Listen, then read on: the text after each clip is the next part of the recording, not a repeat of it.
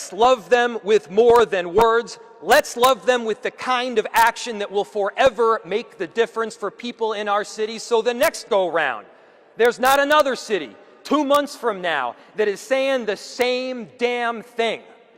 Let's stop this from happening. Let's stand up for our children. Let's stand up for each and every one of them.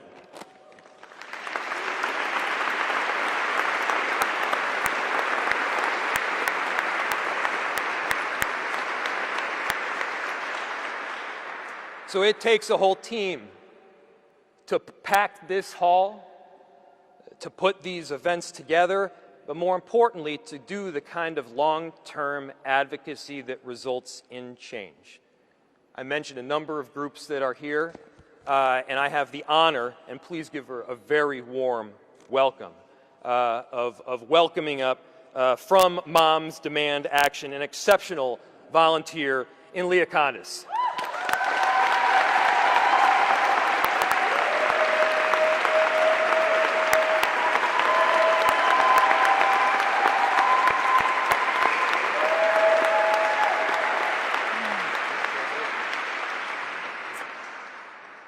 Thank you. As the mayor said, my name's Leah Condis. I lead the Minneapolis local group of Moms Demand Action for Gun Sense in America.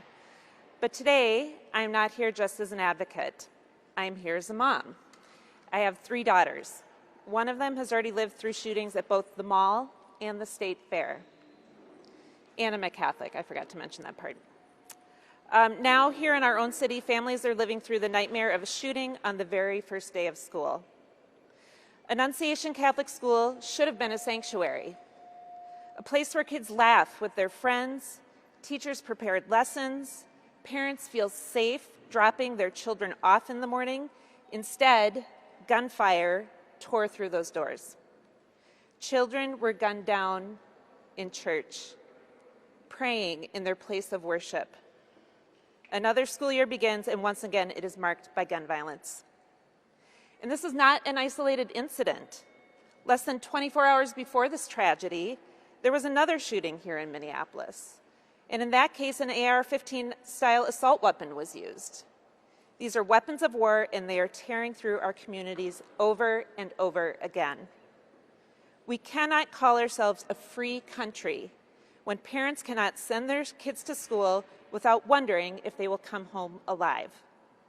And even for the children who survive, the trauma will live with them forever. All signs point to yesterday's shooting also being carried out with an assault weapon.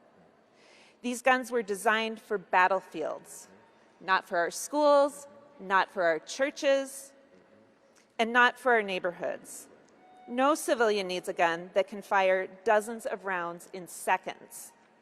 These weapons exist for one purpose: to kill and wound as many people as possible, as quickly as possible.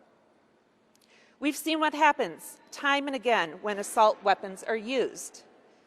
And we also know what happens when they're banned. Lives are saved.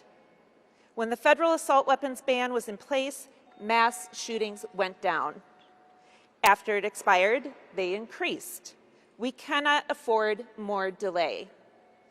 Here in Minneapolis, this tragedy comes after 3 other deadly shootings in just 24 hours. Our city is in pain. Our state is in pain. And yet still, lawmakers at the state and federal levels refuse to do the one thing that could stop this: ban assault weapons and high-capacity magazines.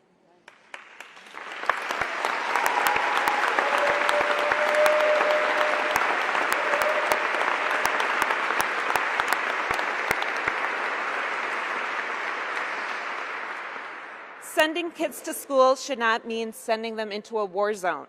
Enough is enough. Our children deserve better. Our teachers deserve better. Our communities deserve better. So today, on behalf of the families reeling from this shooting, and on behalf of every parent who lies awake at night wondering if their child is safe, we are demanding action. Minnesota must lead and Congress must follow. Ban assault weapons and high-capacity magazines. Get these weapons of war off our streets and out of our communities. Our kids cannot wait any longer.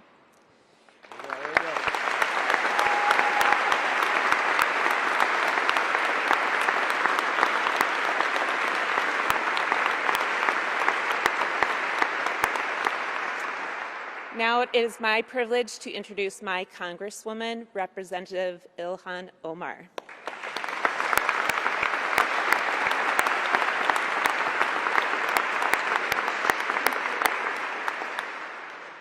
Thank you, Leah. As Leah said, it shouldn't be hard to ban assault weapons and high-capacity ammunition. What is hard is being a mother, having just dropped off your babies, just returning home to clean up the mess that was left after breakfast, getting rid of that cereal bowl, maybe the little bit of scrambled eggs that was left over, the half-drinking juice box. That should be hard. And receiving that phone call before you are even able to get rid of the residue that your babies left as you dropped them off at school, and to hear that your two angels are no more. That someone evil enough was afforded the ability to get a weapon that could be used to assassinate them through a window at their school while they sat for morning mass.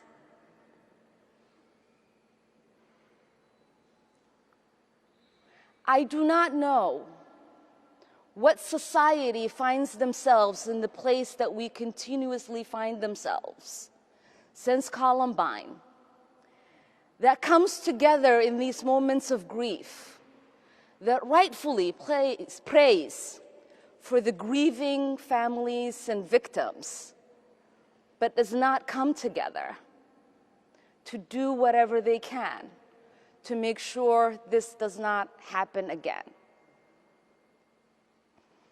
Leah and the mayor mentioned the fact that these are weapons that are used in war. I know a little bit about that. At the age of 8, I survived war myself.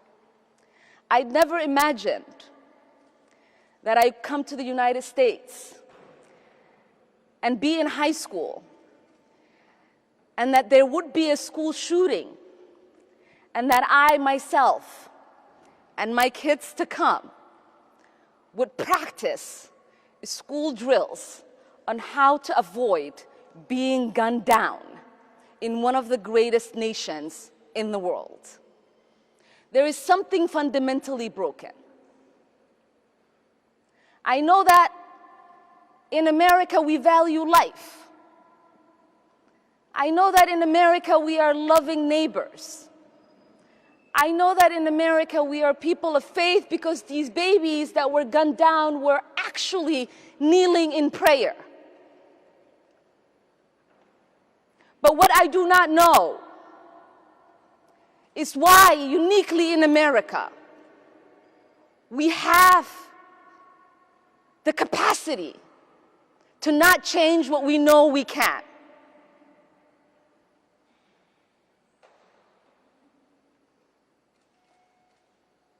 So that is what we must ask ourselves. This is not a big issue for us to solve, like curing cancer or AIDS, even though we attempt to do that every single day.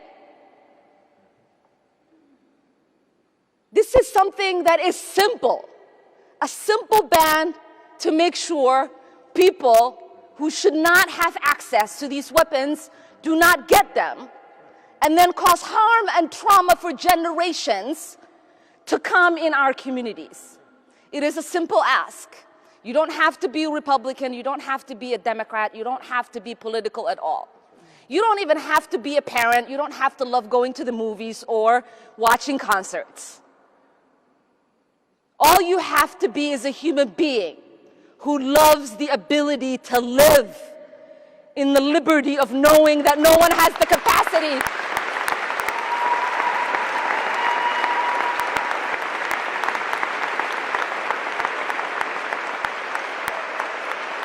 that no one has the capacity to take your life in seconds with weapons that they shouldn't have access to. And I'm going to call on someone who understands the kind of damage that these kind of weapons could cause to a body, that also understands the trauma that children and families have to live with. This is Dr. Mark Golder, who used to be the former CEO of Children's Hospital and specializes in trauma. Because in this moment, if America has not woken up yet, they need to hear the real realities of what these damages look like in order for our hearts to continue to be softened and for our minds to start thinking about the solutions that we know are accessible to us.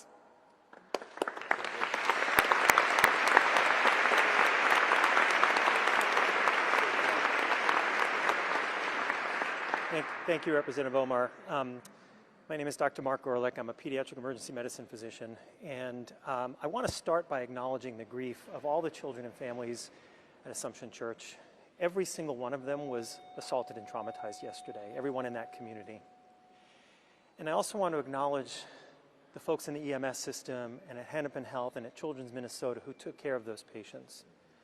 Because I know from my 25 years of practicing pediatric emergency medicine that when you have seen a small body that has been mutilated by bullets, you do not easily or ever get over that. And all the more so because we all know it is entirely preventable. Since 2020, when gun injury became the leading cause of death for children in the United States, since then we have been saying that we are in a public health crisis. And we are. But too often we are putting the emphasis on the word crisis instead of on the word health. This is a health issue. This is not a criminal justice issue or a policing issue. This is not a constitutional law issue. This is not a moral issue. It is a health issue. Children are being injured and killed. They're being injured and killed by bullets coming out of guns fired by people in a social context. And a public health issue requires a public health approach. Centuries of public health research and experience tells us that we have to address all of those factors. In this case, starting with the lethality of the gun and the bullet. Now, the mechanics of this are pretty simple, as Representative Omar said. It's simple. More bullets fired with more force, more injury. Fewer bullets fired with less force cause less injury. It really is that simple. And it turns out the epidemiology and the public policy is also quite simple. There is extensive research showing that in jurisdictions with stronger gun safety laws and policies, including limitations and bans on semi-automatic weapons and high-capacity magazines, that in those jurisdictions, there are fewer people who die of gun injury. Easy, right? So what we need is those actions. We need those laws because those laws will save people's lives, period. Those laws can and will save our children's lives. And so,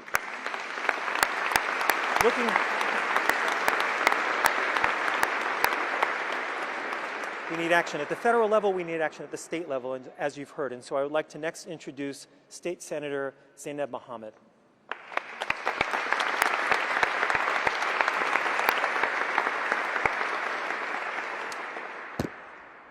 Okay. They're asking me to get lower so you can hear me. Speak louder? Okay, great. I want to thank everyone for being here today, including so many of my legislative colleagues. And I want to take the opportunity to call out few of them who are not here today but have been extraordinary on this issue, and some who are with us, including Senator Marty, Senator Latz, and Senator Gustafson. The list of us who demand action on this issue is large and growing every day. And because we cannot go back in time, the moment to act is now. What happened at Annunciation Catholic School yesterday was an attack against our beautiful Southside community. against all people of faith, and against humanity. As we have said already, and it must be repeated, offering prayers for the victims is not enough. These children in the church were in the act of praying. Some of us are privileged to be in a position to not only pray for peace, but to act on it and to create it. At the legislative level, we have taken steps to make our community safer, like red flag laws and enhanced background checks. We have and will continue to give law enforcement new tools. But the monsters who commit these horrific crimes and acts keep using the same tools. The same weapons of war turn up over and over at different shootings. High-powered, high-capacity rifles have killed thousands of Americans over the decades, and hundreds of children, including the ones yesterday. It makes me sick that our teachers and kids know what to do in the event of an attack, that they conduct drills to react when the awful moment comes. Parents have practiced at explaining the unexplainable and consoling children who have lost friends who are afraid to go back to the classroom tomorrow. We can act here in Minnesota so that generations from now, our children's children won't fear and won't have to worry about anything but books, math, and maps. If the shooter had an ideology, it was one of hatred, of humanity. They express admirations of mass shooters who have targeted Jews and Muslims and Christians and progressives and children. This is not a part of any community's identity. It is pure hate. The targets of gun violence are too many to count. 2 months ago, it was our friends, Melissa Hortman and John Hoffman and their families, and dozens of other legislators, including me. On Monday, it was 7 people on the street in Minneapolis. Yesterday, it was kids in church. Who will it be tomorrow? How will we explain to them we did nothing to save them? We cannot shield our children with our eyes closed and hands behind our backs. When Martin Luther King was murdered, Bobby Kennedy quoted an ancient Greek poet who said that pain falls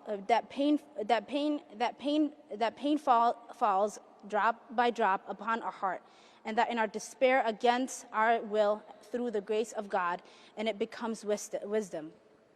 Our community feels pain, which we cannot forget, and we won't. We must find the wisdom and the strength to act to save each other and all future generations. Thank you.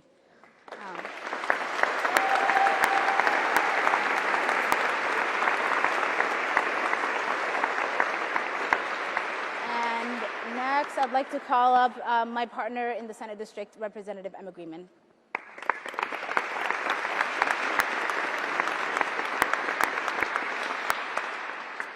Well, I first want to say, I think on behalf of Senator Mohammed, Councilwoman Koski, we represent the beautiful neighborhood that Annunciation is part of. And thank you for the advocates, the colleagues, the community members here who are here, not just from Minneapolis, not just from the metro, from around the state, who understand what is happening. Our community is shaken and heartbroken. Losing 2 kids, 17 injured kids and parishioners, and a whole community who this tragedy has reverberated out. I found out about this from neighbors who called and texted and who didn't know what was going on. They heard the barrage of bullets. Nobody should have to live through that. Nobody should lose their kids or family members over that, and communities shouldn't have to live like this. So for the last 24 hours, last day, we have been wrapping our arms around the community, around the families, around Annunciation Church, and everybody there. And I just want you all to know how important this community is. You know, this is the place where people go and give blood. It is where the very Jewish side of me got a Christmas tree. It is where Girl Scouts and sports teams, it is our entire community. And so when something like this happens, it is not just South Minneapolis, it is Richfield and in Bloomington, in the whole metro. And we join in our grief communities around the country that have been here before, that have been shocked and wrecked and have said this is unimaginable, and now it is imaginable because we keep letting it happen. Enough is enough. We cannot become numb to this. We cannot become numb. We cannot have people say, there's nothing else we can do. Red flag laws don't work. Anything doesn't work. That is not true. And there is more we can do.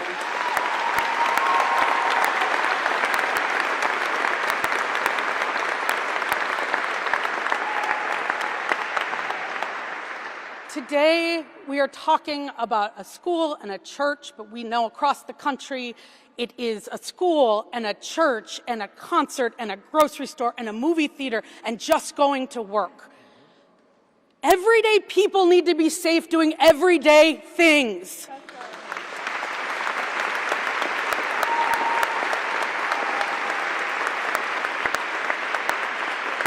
In Minnesota, we have been working hard to get this done, and we know that there is more to do, and we need elected officials, we need communities, we need everybody to demand this, because no longer can any elected official say, we will not take care of the guns that are killing our kids. No longer.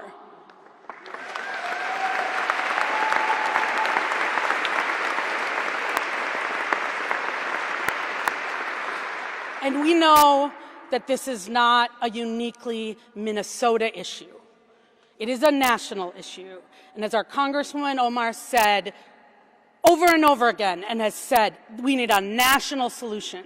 So we are going to get to work here in Minnesota. We have been getting to work. Behind me, whether it's Representative Frazier, Representative Moeller, and many others that my colleague Senator Mohammed mentioned, have been working night and day, years after years. And we are going to get it done, but what we know is Washington has to solve this problem with us.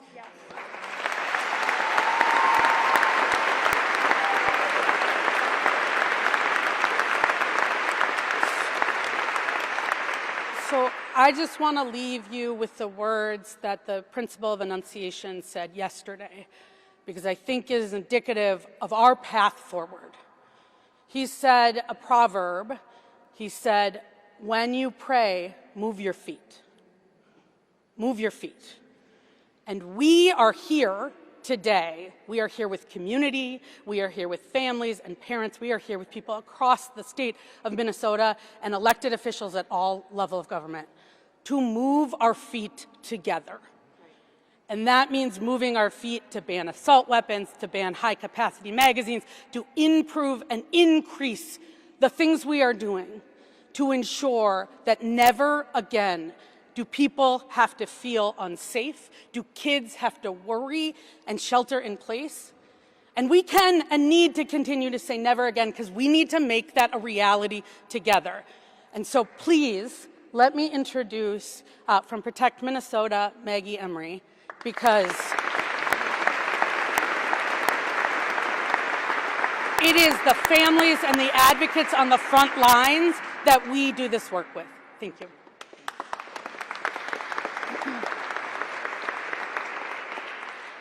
Good afternoon. My name is Maggie Emery. I'm the Executive Director of Protect Minnesota, which is the only state-based, statewide gun violence prevention organization in our state. I stand here today, once again, angry and heartbroken. In 2.5 years in this job, I have lost count of the number of times that I've stood in front of a microphone saying that I'm standing here angry and heartbroken, and I am just sick of it. Yet again, our children, our parents, and our teachers and our communities have been forced to live through a nightmare. Guns are the #1 cause of death for children in this country. Let me say that again, the #1 cause of death for children in this country, and every single one is preventable.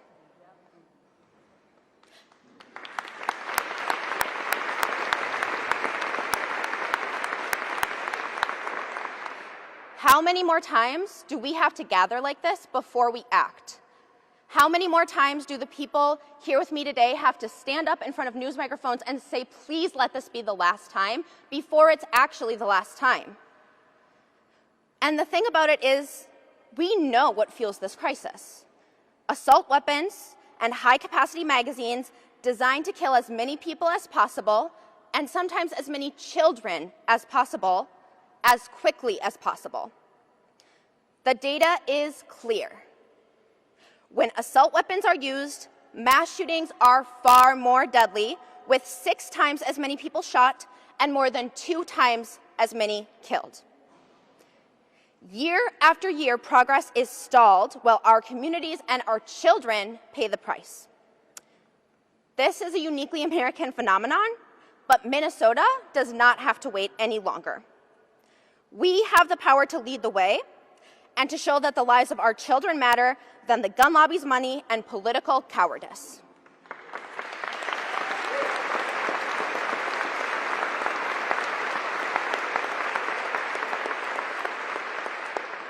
Enough delay and enough excuses. It's time to ban assault weapons and high-capacity magazines and to finally put our kids' right to simply grow up ahead of everything else. Brady was not able to be here today, but they asked me to read a brief statement of support saying that Minnesota should finally join states around the nation that have said enough is enough and pass an assault weapons ban and a ban on large-capacity magazines. And finally, I'd like to introduce our final speaker, our partner here in the state of Minnesota and around the country in ending gun violence, Moms Demand Action Executive Director, Angela Farrow-Zabala.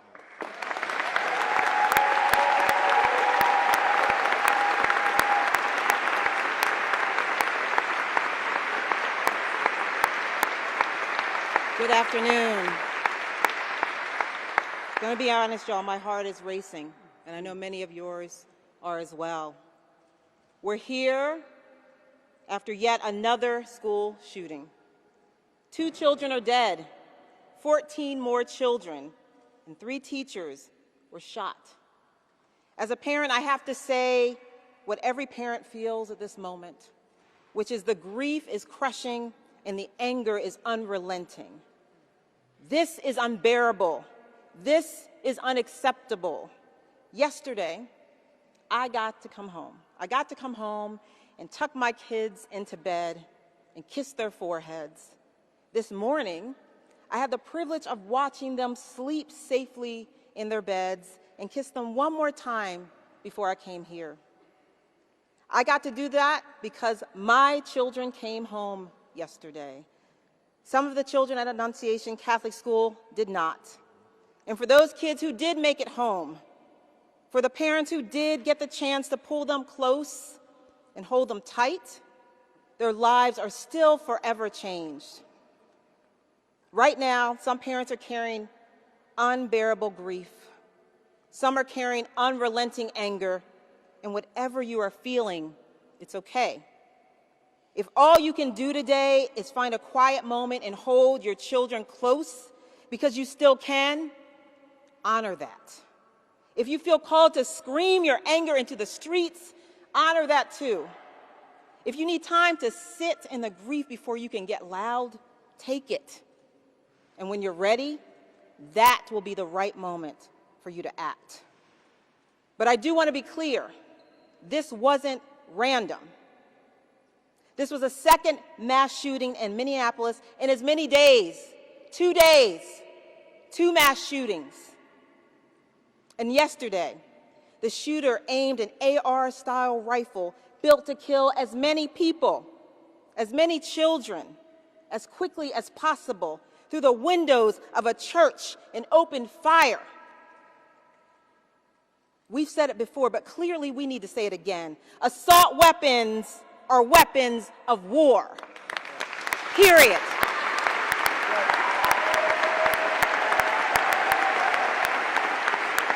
They are designed for the battleground. They don't belong in our schools, in our churches, in our communities. And yet here we are, again, because politicians would rather protect the gun lobby's profits than protect our kids.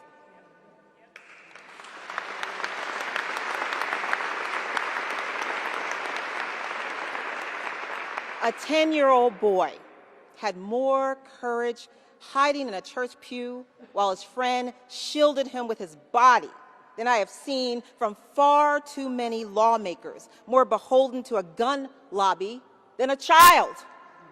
If children can show that kind of bravery under fire, why can't our lawmakers?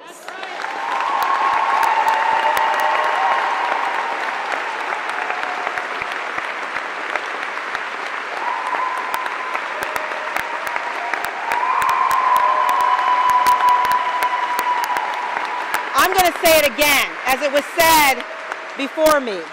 We need to ban assault weapons, period.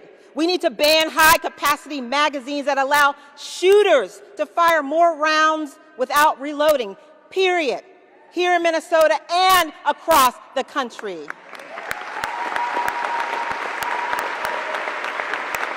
No more excuses.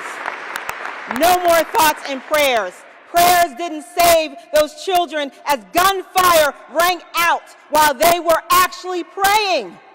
Action would have. As a woman of deep faith and spirit, there are two things that are resonating deeply with me right now, and this is coming from my Christian tradition. The people who enter the kingdom of heaven are not those who claim to know God, but the one who does the will of my Father. Matthew 7:21. And faith by itself, if it does not have works, is dead. James 2:17.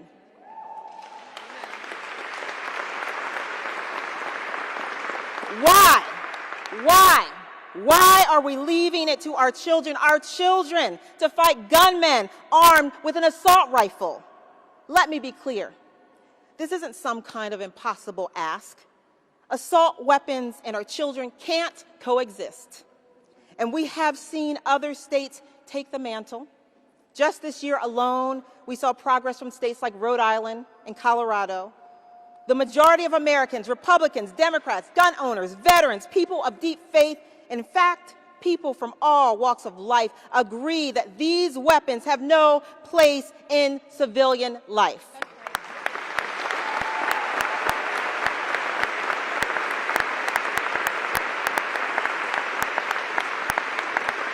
The only ones standing in the way? Politicians who are too cowardly to act. And I say to that, the lives of our children are not for sale, period. We should not have to be standing here the morning after another school shooting, another school shooting, another school shooting. But here we are, yet again, standing in front of you in grief and anger and asking, when will enough be enough? And we will keep showing up and keep asking that question until lawmakers finally decide that the lives of children are worth more than the profits of gun manufacturers.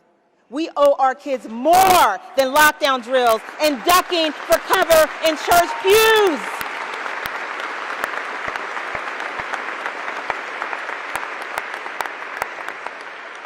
We owe them a future.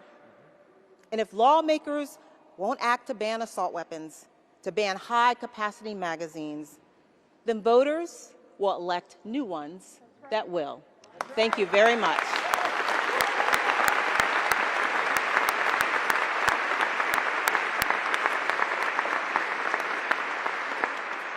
We're going to take about 3 or 4 questions. I know it's we're running a little over, and then we can do some pull-asides after. So please raise your hand if you have a question, and just we ask that you direct your question to the speaker instead of generally.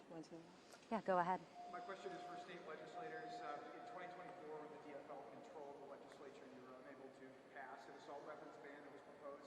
Now the Republicans have divided control in the House. What makes you think practically that this could have any chance of passing next year?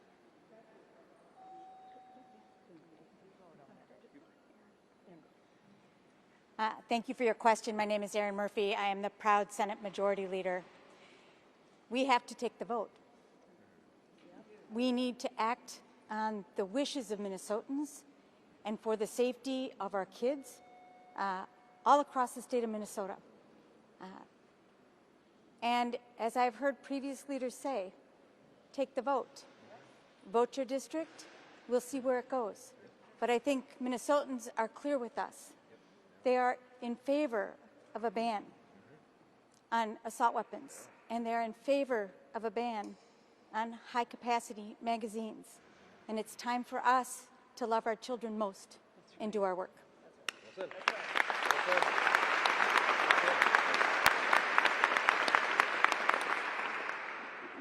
I think we should have in 2024.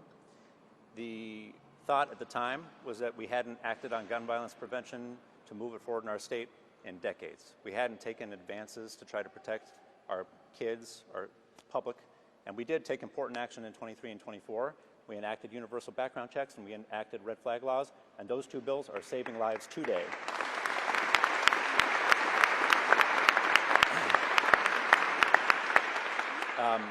I had a bill drafted to ban assault weapons and ban high-capacity magazines, and I didn't introduce it. And part of the thought was we weren't ready. Part of the thought was we needed to take action on these two laws first to break the ice, to try to be able to move forward. But we're ready now.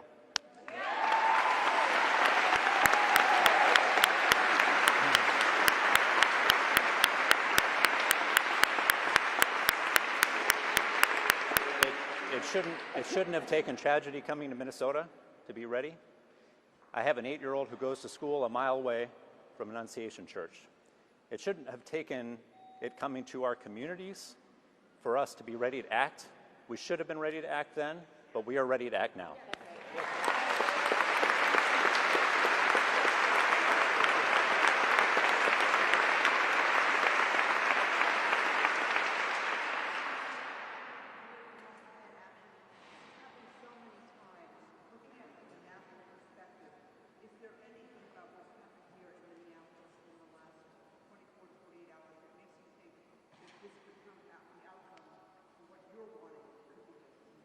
Yeah, thank you for the question. I will say that one of the things I get to do in my role as a national leader is travel all across this country, in the reddest of states, the bluest of states, the purple states, and poll after poll, conversation after conversation, mother, father, parent, they all want the same thing. They want common sense gun laws that are going to protect our communities. And why do I think that this moment is different, or why do I think we have? Because we are opening up a door to bring other people in to know that they have a place here and that there's something we can actually do about it. This isn't a natural disaster. It is not a car accident. It's not childhood cancer. This is something that we can do practically. And so we have actually seen progress over the past decade in many states across this country. And we're going to keep pushing with my incredible Moms Demand Action and other leaders, Protect Minnesota, that's Brady, that stand up every single day, Giffords, to do this work. So we're not going to stop, political will or not, we're going to keep moving forward. That's how you make the change.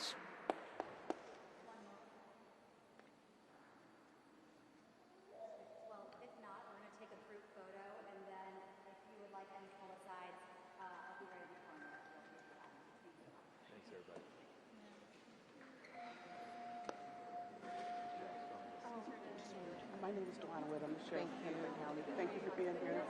We're about to go to another press conference on this. Yeah, thank you. Are you okay with a hug? Yes, ma'am.